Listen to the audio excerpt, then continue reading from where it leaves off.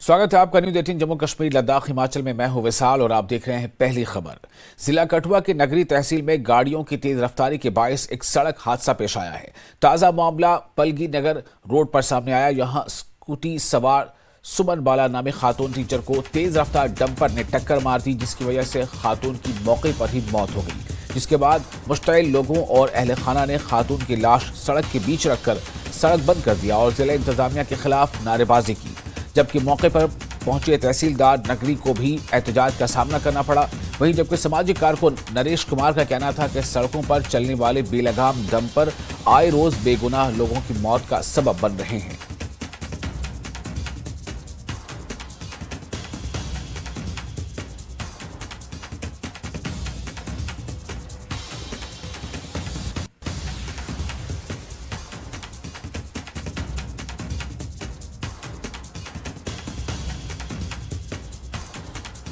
तो एक बार फिर आपको बता दें, इस वक्त की जो एक अहम खबर है, जिला कठुआ की नगरी तहसील में गाड़ियों की तेज रफ्तारी के बायस एक सड़क हादसा पेश आया है। और ये अब जो ताज़ा मामला है, ये मामला पलगी नगर रोड पर सामने आया है। यहाँ स्कूटी सवार सुमन बाला नामी खातून टीचर को तेज रफ्तार डंपर ने टक्कर मार दी, जिसकी वजह से खातून की मौके पर ही मौत हो गई। और इस हादसे के बाद मुश्तइल लोगों और अहले खाना ने खातून की लाश सड़क के बीच रखकर सड़क बंद कर दिया और जिला इंतजामिया के खिलाफ नारेबाजी की। जबकि मौके पर पहुंची तहसीलदार नगरी को भी एहतजाज का सामना करना पड़ा। वहीं जबकि सामाजिक कारकुन नरेश कुमार का कहना था कि सड़कों पर चलने वाले बेलगाम डंपर आए रोज बेगुनाह लोगों की मौत का सबब बन रहे हैं। नेशनल कॉन्फ्रेंस के सदर डॉक्टर फारूक अब्दुल्ला ने सवाल किया है कि क्या राम सिर्फ बीजेपी के हैं, क्या राम सिर्फ आरएसएस के हैं। फारूक अब्दुल्ला कहते हैं कि ये लोग कौन हैं किसी को बुलाने वाले। उन्होंने कहा कि क्या किसी को राम मंदिर जाने के लिए दावत की जरूरत है। राम का ठेका किसी ने नहीं लिया है। उन्होंने कहा कि 22 जनवरी को आधा और पूरा दिन ही क्यों, एक माह की छुट्टी करें। पाकिस्तान और ईरान के तनाज़े पर भी फारूक अब्दुल्ला ने कहा कि बलूचिस्तान के लोगों को ईरान की सरहद पर पनाह मिल रही है।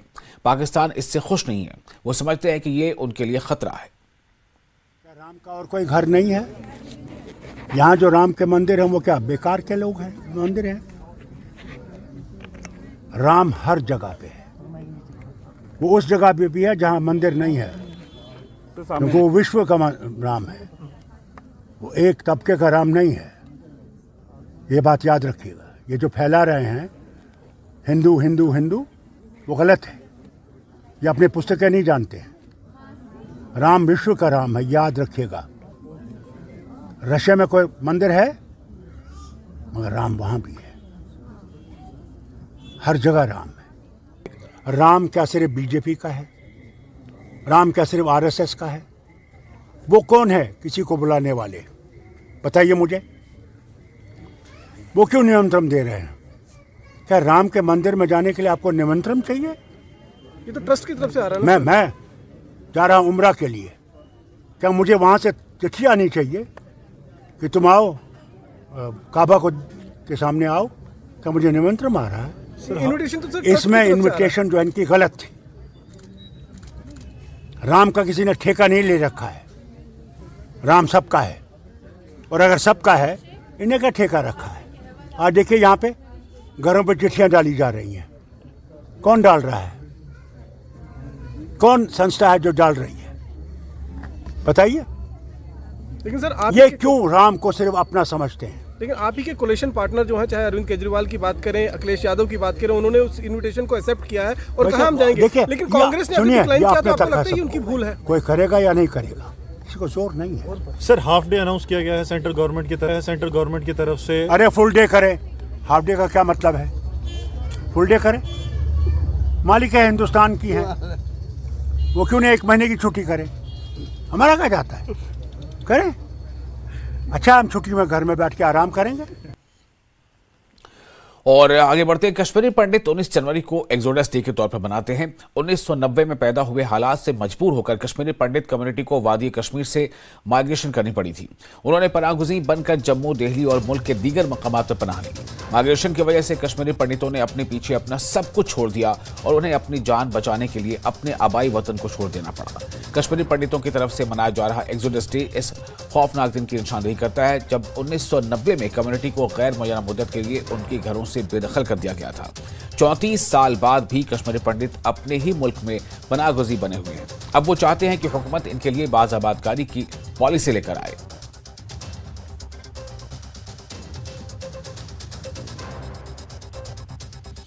और माइग्रेशन का दर्द इस उन्वान से दिल्ली में कश्मीरी पंडितों का एक प्रोग्राम मुनक्किद किया गया। कश्मीरी पंडितों ने माइग्रेशन से जुड़े दर्द को बयान किया। यह प्रोग्राम दिल्ली के कनॉट प्लेस के सेंट्रल पार्क में मुनक्किद किया गया।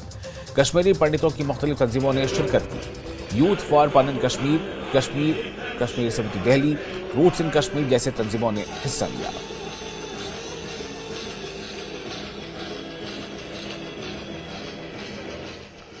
हम चाहते हैं जो कश्मीर का इशू आफ्टर 370 के ध्वस्त होने के बाद एक जनसमूह की तरह, ये जिस तरह से राम मंदिर की आस्था बनी थी, ऐसे ही हमारे घर वापसी के लिए, हमारे पुनर्वसन की आस्था में 100 करोड़ हिंदू हमारे साथ दें। और उसी कारण आज हम यहाँ पर जो जमा हुए हैं, ये 19 जनवरी का वो दुर्दशी जो दुर्दायी दिवस था जिसके अंदर हम 4 लाख से ज्यादा कश्मीरी हिंदुओं को मजबूरन पलायन होना पड़ा जिहादियों और आतंकवादी कारणों के कारण। लेकिन हमने एक चीज नहीं छोड़ी, हमने ये नहीं छोड़ा कि हमारी रेजिलियंस क्या है, कि इस पूरे दर्द के अंदर हम कैसे उभर के आए। 34 वर्ष में भी अभी ऐसा महसूस हो रहा है देश अभी भी खामोश है। ये खामोशी कब टूटेगी, हम उसका इंतजार कर रहे हैं और उम्मीद करते हैं नरेंद्र मोदी जी, राम मंदिर का आजकल चल रहा है और हमें प्रभु राम के ऊपर पूरा भरोसा है। हमें उम्मीद है अब प्रभु राम ही हमें मोदी जी को कुछ एक इशारा देंगे कि कश्मीरी पंडितों का भी भला किया जाए। न्यायपालिका पे हमें पूरा विश्वास है, लेकिन न्याय हम तक नहीं आने दिया जा रहा है। मालूम नहीं किस कारण से, क्या अवश्य कारण है कि न्याय को हम तक नहीं पहुंचाया जा रहा है। आपको पता होगा कि एक ही सिर्फ 1990 से लेकर के आज तक एक ही प्रक्रिया शुरू हुई और वो 1997 में शुरू हुई जब नेशनल ह्यूमन राइट्स कमीशन ने हम लोगों को कहा कि ये the situation which has happened in Kashmir has happened akin to genocide, short of genocide. तो ये जो जेनोसाइड का प्रॉब्लम है ये एड्रेस होना चाहिए। मैं चाहूंगा गवर्नमेंट ऑफ इंडिया से इसमें प्रॉपर कार्रवाई करे, एक व्हाइट पेपर लेकर आ जाए। जितने भी कश्मीरी पंडित मारे गए उस वक्त में, या इवन नेशनलिस्ट कश्मीरी मुस्लिम्स भी नेशनलिस्ट थे, वो भी बेचारे मारे गए, नेशनलिस्ट सरदार्स भी मारे गए, बट 100% जो कश्मीरी पंडित विस्थापित हो गए जब, क्योंकि उनके पीछे आगे बेचारों के कुछ था ही नहीं। जब उनको मारा गया, एक नेता को मारा गया, उठ के पूरी फैमिलीज गई। एक परिवार को किसी मोहल्ले में मारा तो उठ के निकल गए। 34 साल से कश्मीर समिति दिल्ली और पूरे समाज इस दिन को हॉलोकॉस्ट डे में मनाती है। और दूसरा, इसका जो मेन अभी 34 साल में हमारे लिए भारत सरकार, चाहे पीछे की सरकारें थी और आज की सरकार, अभी तक कश्मीरी जो पंडित समाज के लिए कोई भी रोड मैप उनके पास नहीं है। पिछले 34 साल, आज 35वां साल है जो हम यहाँ पर आज सब कम्युनिटी के साथ हम जो ये ऑब्जर्व करते हैं ये दिन। हमारे पास रोड मैप है, कश्मीरी पंडितों के पास रोड मैप वापस जाने का है। वो उसके लिए कश्मीरी पंडित समाज से हिंदुस्तान की गवर्नमेंट को बात करनी पड़ेगी। एक कमेटी क्रिएट करनी चाहिए गवर्नमेंट ऑफ इंडिया को, और एक कमेटी क्रिएट करनी चाहिए, पार्लियामेंटेरियन की कमेटी क्रिएट करनी चाहिए। उस कमेटी के अंदर हमको बुलाया जाना चाहिए, हमसे पूछना चाहिए, हम रोड मैप जाने का वापस खुद दे सकते हैं। Together we will live and together we will die peacefully. This is our slogan in for government of India and KP community itself. और फिलहाल एक छोटा सा ब्रेक लेते हैं। ब्रेक के बाद खबरों का सिलसिला जारी रहेगा।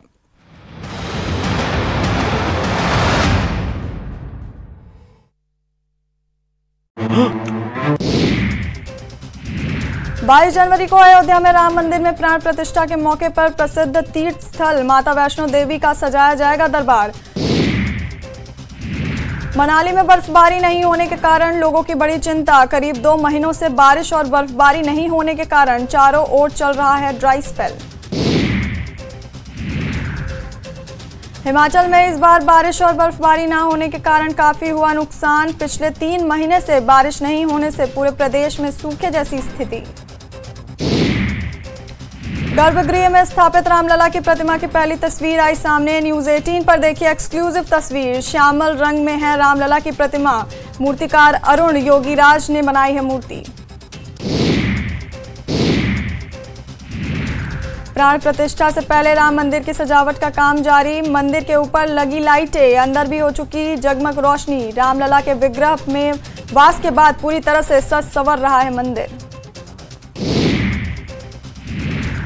अयोध्या के राम सेवकपुरम में बनाई जा रही 500 से ज्यादा मूर्तियां। भगवान राम के जीवन पर आधारित ये मूर्तियां राम मंदिर की ओर जाने वाले कॉरिडोर में लगाई जाएंगी।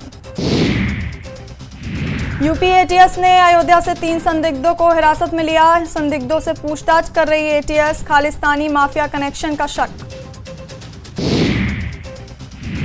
पीलीभीत में शोभा यात्रा के दौरान खंबे से टकराई ट्रैक्टर ट्रॉली। खंबा गिरने से 2 महिलाओं की मौत, एक गंभीर रूप से घायल।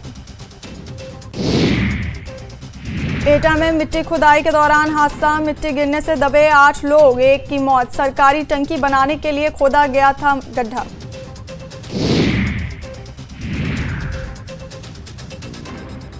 मऊ में माफिया मुख्तार अंसारी के करीबी शाहिद लारी पर बुलडोजर एक्शन। नोमामी कॉलेज के पास की गई कार्रवाई।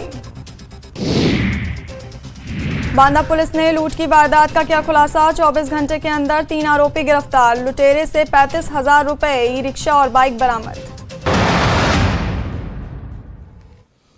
ब्रेक के बाद एक बार फिर आपका स्वागत है। न्यूज़ 18 जेके इस पर आप देख रहे हैं पहली खबर। Kashmir power distribution company limited ने आम लोगों की मालूमात के लिए कहा है कि बिजली की पैदावार में जबरदस्त कमी के नतीजे में बिजली की दस्तयाबी में कमी के बायस वो वादी कश्मीर में वक्फे से आर्जी तौर पर 2 से 2.5 घंटे तक कटौती में इजाफा करने पर मजबूर हो गए।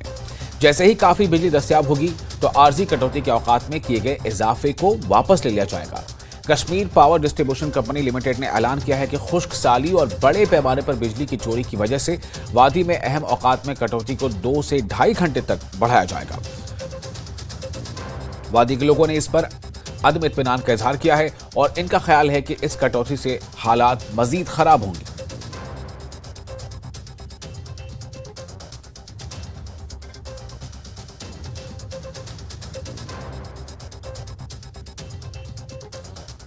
कथ कि अक तरफ वुचु तुम कि ये रेतस मज बिल आए तिमन मज इजाफा आमद बिजली फीसद कर।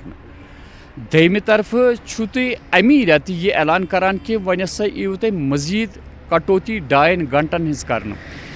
सारिफीन परेशान कि आखिर अस गुनाह कर मज कम गुनाह कर कि ऑलरेडी मुसीबत शिकार गमत कि अस तीचा कटौती आम नॉन मीटर्ड इलाक तिमन मज 8.5 घंटन हज ऑलरेडी ये इंटीमेशन कि तुम नसा यू पावर सप्लाई रोजू बंद।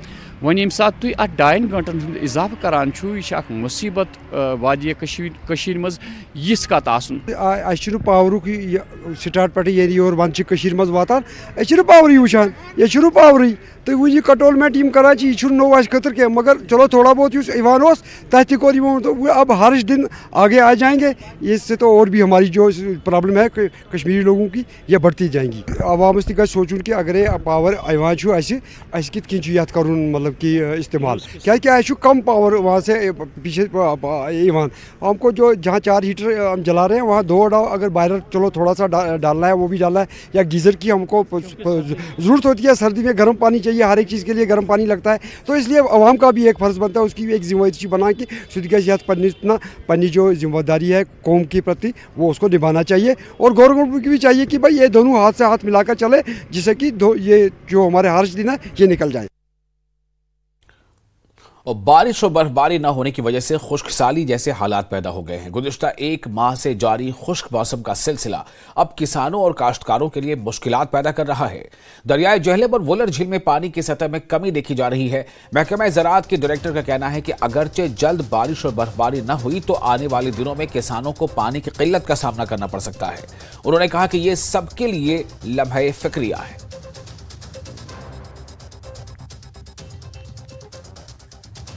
प्रेजेंट सिनेरियो जिसको हम देख रहे हैं उसको हम मॉनिटर भी कर रहे हैं। अगर आने वाले 10 दिन के अंदर बर्फबारी हो जाती है, बारिशें हो जाती हैं, सबसे पहले तो हमारे लिए मेजर कंसर्न है रबी क्रॉप जो हमारी ग्रोन है कि उसके बीच में जितने भी चाहे इंटरकल्चर ऑपरेशंस हैं चाहे उसके बीच में हमारी पूरी एग्रोनॉमी ऑफ क्रॉप जो कोई बकाया बची होती है तो डायरेक्टली तो कोई इतना इम्पैक्ट पड़ेगा नहीं। लेकिन अगर खुश्क साली ये फरवरी का महीना कंटिन्यू रहती है तो that's a matter of concern for all of us क्योंकि 10 फरवरी के बाद शायद उतना मौका ना मिले कि अगर बर्फबारी हो भी तो वो ज़्यादा देर सस्टेन कर पाए।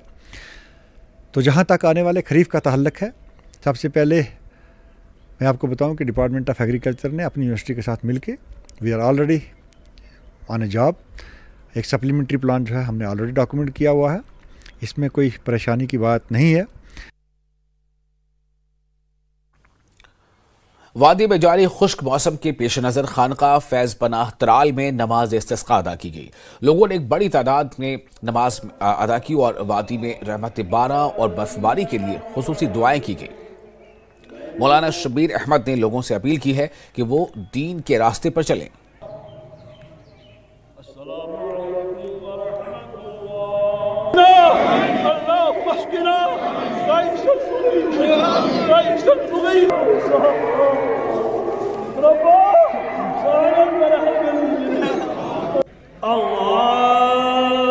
यह नज़ूल रहमत बारान खतर पर नमाज ज़राक़स सन्नत उलमाए किराम वन यम सन्नत यम पढ़ो अम पे करो दुआ पत पढ़ो खुतबस मन करो दुआ पत करो दुआ अल्लाह ताला थे कबूल मंजूर। यह उस तरीके जनाब मोहम्मद रसूलुल्लाह सल्लल्लाहु अलैहि वसल्लम तम नेरन मैदानस मन पर सारी लकटो बड़ो नीरो। मैं इन जवानों को, अपनी बहनों को और मेरे भाइयों को और सभी को यही पैगाम देता हूँ इस वक्त कि अल्लाह तबारक व तआला का खौफ दिल में बसाओ और अल्लाह तबारक व तआला से मोहब्बत रखो, ताल्लुक़ रखो, जनाब नबी अकरम सल्लल्लाहु अलैहि वसल्लम से ताल्लुक़ रखो। ये सब कुछ बदकारियाँ, ये ड्रग शराब सब कुछ छोड़ दो और अल्लाह की बारगाह में याद करो। और क्यों ना जब हम अल्लाह को याद करेंगे, अल्लाह का मोहब्बत दिल में बसाएंगे, अरे बारिश तो क्या, जो हम अल्लाह से मांगे सब कुछ देंगे। और रामगढ़ जिला साबा में 17 जनवरी को श्री भगवान दास ने अपनी ज़राई ज़मीन में एक ड्रोन पड़ा हुआ दिखा था, जिसके बाद उन्होंने फौरी तौर पर करीबी बीएसएफ के दस्तों को इत्तला दी। बीएसएफ के दस्तों ने इनके खेत से पाकिस्तानी ड्रोन बरामद किया। इस एतराफ में डीआईजी चित्रपाल जम्मू सेक्टर ने इन्हें 50,000 रुपये नकद के इनाम से नवाजा है। तकरीब में नंदपुर, डग और चेरदा के मकामी लोग मौजूद रहे। डीआईजी ने मकामी लोगों की जानिब से ड्रोन और मुल्क दुश्मन सरगर्मियों के बारे में बरवक्त मालूमात फराहम करने की तारीफ की।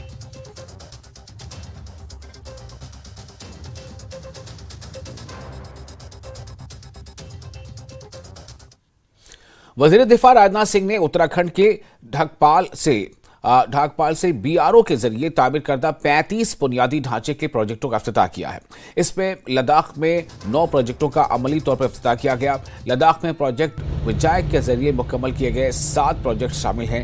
वजीर दिफा राजनाथ सिंह ने 670 करोड़ रुपए की लागत से 45 बुनियादी ढांचे की प्रोजेक्टों का इफ्तिताह किया है और कौम को वफ़ किया है। लेह में OC81 RCC की तरफ से मुनक़िदा एक तकरीब में मेहमान खुसूसी executive councillor head council Leh Ghulam Mehdi ने खलिस्ते बतालिक रोड का इफ्तिताह किया। मेहदी ने वज़ीर आज़म और वज़ीर दिफा राजनाथ सिंह का शुक्रिया भी अदा किया।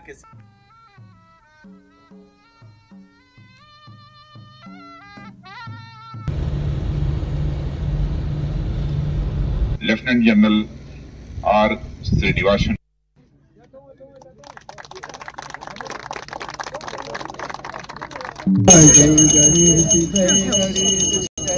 ये जो खालसी बटालिक रोड एक महत्वपूर्ण रोड है हमारे देश की सेना के लिए और यहाँ के अवाम के लिए। तो आज यहाँ हम खड़े हैं honourable defence minister Shri Rajnath Singh ji के हाथों देश के अंदर कोई 35 प्रोजेक्ट के इनॉग्रेशन हुआ, जिसमें हमारे लद्दाख यूटी के अंदर एक रोड और 2 ब्रिजेस थे, जो कि ये जो खालसी बटालिक रोड के 8 किलोमीटर का इनॉग्रेशन हुआ। इस तरह से ब्यामा में एक ब्रिज का इनॉग्रेशन हुआ। इस तरह से हनुगोमा के एक ब्रिज का भी इनॉग्रेशन हुआ। इस तरह से मैं भारत देश के प्राइम मिनिस्टर श्री नरेंद्र मोदी जी और honourable defence minister Shri Rajnath Singh ji और हमारे यूटी लद्दाख के honourable lieutenant governor doctor BD Mishra ji और हमारे सबके चहेते हमारे लद्दाख के honourable member of parliament Shri Jamia Shri Namgyal साहब और हमारे कौंसिल के honourable chairman Shri advocate Ashiq Ahsan ji, सबका हम शुक्रिया अदा करते हैं। एडीजीपी जम्मू जोन आनंद जैन ने पुंछ का दौरा किया। उन्होंने सलामती सूरत हाल और जराइम पर जायजा मीटिंग की सदारत की। इस दौरान उन्हें दहशतगर्दों को खदेड़ने के इक़दाम के हवाले से तफसीली जानकारी दी गई। दहशतगर्दी से निपटने के लिए एडीजीपी ने चौकसी बरतने पर जोर दिया। मीटिंग में SSP Poonch Vinay Kumar, DYSP Mohammad Shafiq, SDPO बेंढर Bhupendra Kumar समेत दीगर ने शिरकत की।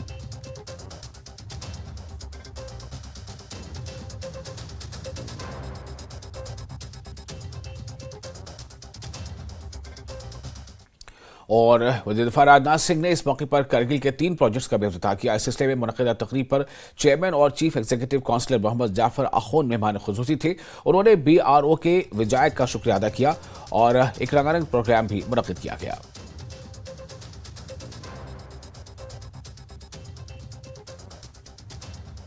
जो हमारे चीफ इंजीनियर BRO हमारे विजय की जो हमारे चीफ इंजीनियर साहब थे, बाकी BRO के जानकारी थी, उसके साथ हमारे बात हुआ कि हमने उनसे रिक्वेस्ट किया था क्योंकि हमारे यहाँ के जो लोकल लेबरर्स हैं वो काफ़ी मतलब अपना BRO और विजय को अपना मानते हैं।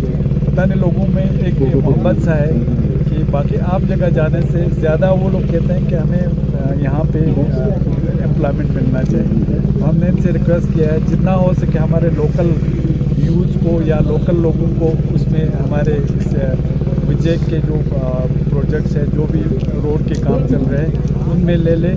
और आपको ये जानकर खुशी होगी, अभी हमारा defence minister, honourable defence minister ऐलान कर रहे थे कि जो भी BRO में या हमारे विजय में जितने भी ये कैजुअल लेबर्स हैं उनके लिए न सिर्फ उन्होंने कहा कि एक इंश्योरेंस का पॉलिसी बनाया है, उसमें उनके रिटायरमेंट के बाद या उसके साथ होगा, तो उसमें उन्होंने ये एक गवर्नमेंट ऑफ इंडिया ने उन्होंने ये जो आपका एक्सग्रेशिया है जो रिलीफ या वो 2 लाख से बढ़ाकर शायद 5 लाख का कर दिया है।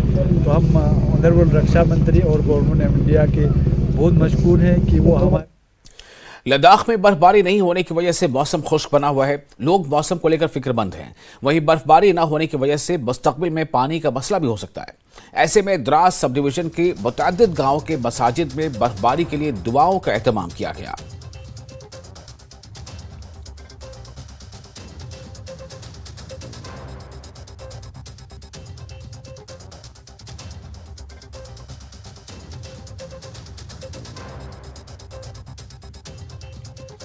और चीफ एजुकेशन ऑफिसर करगिल ने गर्ल्स हॉस्टल GM का दौरा किया है और हॉस्टल में मौजूद असातिज़ा व तलबा से मुलाकात की। GM से यूथ लीडरशिप फोरम की मेंबरान CEO के दौरे के दौरान मौजूद रहे। CEO ने टीचिंग फैकल्टी की दस्तयाबी के बारे में और क्लासेस से मुतालिक तलबा की राय ली। मेंबरान ने हॉस्टल से मुतालिक काम को यकीनी बनाने के लिए फंड्स की दरख्वास्त की। वहीं CEO ने इन्हें मुकम्मल ताउन का यकीन दिलाया है और गर्ल्स हाई स्कूल की टीचिंग फैकल्टी को 10वीं क्लास के तालीमी मेयार को बढ़ाने में इनकी कोशिशों को सराहा है।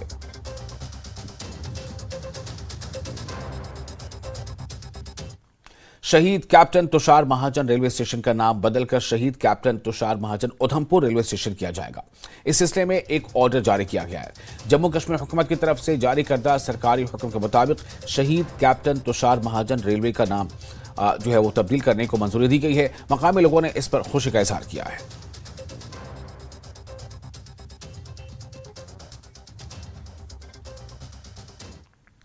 और इसके साथ ही इस बुलेटिन में फिलहाल इतना ही, लेकिन न्यूज़ 18 JK इस पर लगातार बड़ी और अहम खबरों का सिलसिला जारी रहेगा।